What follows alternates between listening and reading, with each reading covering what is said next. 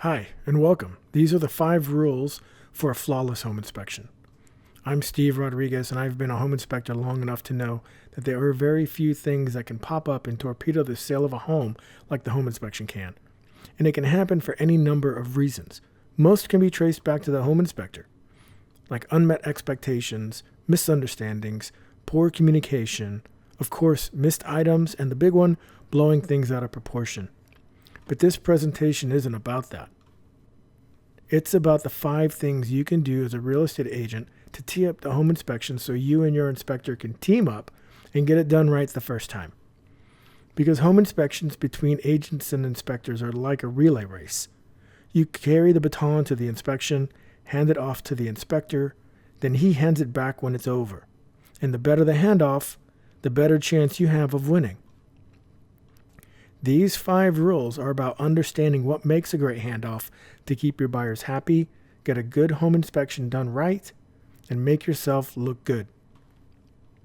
Let's get to it. So the first rule, make sure the property is ready before the inspection starts.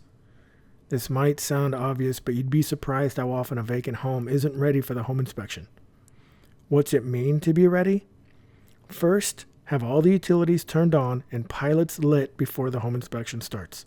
This includes the gas, electricity, water, the pilot light to the gas water heater, if you've got a really old furnace, and if you've got a boiler. But especially the water. The water needs to be flowing through the faucets, not just turned on to the house. Sometimes it's off for no reason other than the home is vacant, and other times there are repairs being made. I don't bother trying to figure out which is which when it comes to this system. And no professional home inspector should open the water main because it's off for a reason. And the person who says it's okay to open it isn't always the one making the repairs. I've flooded kitchens and caused waterfalls through living room ceilings by not being patient and forcing this. By letting the listing side make this happen, they can find any leaks right away, notify you, and fix them before anyone ever gets there, or you can push back the inspection until it's ready. Oh, and don't just take their word for it. You'll get told that everything is on, but when you get there, it's not. It's worth it to take the time and show up early to open a faucet, check for hot water, and turn on lights. If one utility isn't working, consider rescheduling the inspection. If it's the water that's not working, definitely reschedule. I run the water the entire time when a home is vacant, and I can't do that if it's turned off. Second, make sure all important areas, doors, hatches, and accesses are unblocked and unlocked. We can't inspect what we can't see, touch, or test.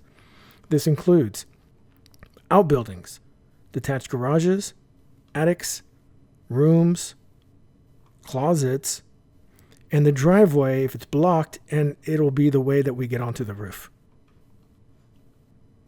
So again, the first rule of a flawless home inspection is make sure our utilities are on, water is flowing through the faucets, pilots are lit, and key areas are unlocked and unblocked before the home inspection starts.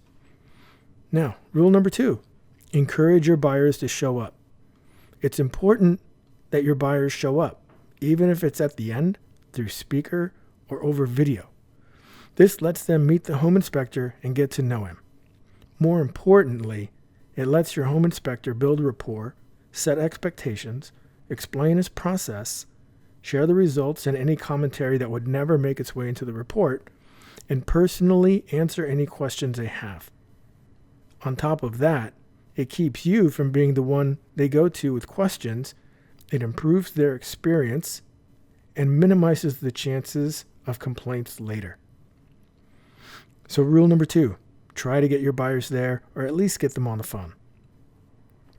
Rule number 3, but stop encouraging your buyers to tag along and ask questions.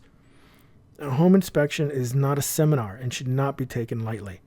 It takes intense, sustained concentration to keep all the facts straight and all the dots connected as we work our way through the home. So instead of telling your buyers to follow us around and ask questions, have them ask their questions at the start or hold them until the end, because that's when your inspector can switch gears and take his time to answer them. Now, that said, don't be mistaken. Your buyers are encouraged to shadow and observe. With any luck, this will end up being their home, and they should feel like they're getting the most from the inspection. And even if this sounds counterintuitive, that doesn't mean interrupting the inspector or distracting him by having loud conversations nearby that muddy up the results and make the inspection take longer than it should. Let your inspector stay focused so he can do what they're paying him to do. Find the issues and communicate them in a way your buyers can understand so they know what their next move should be.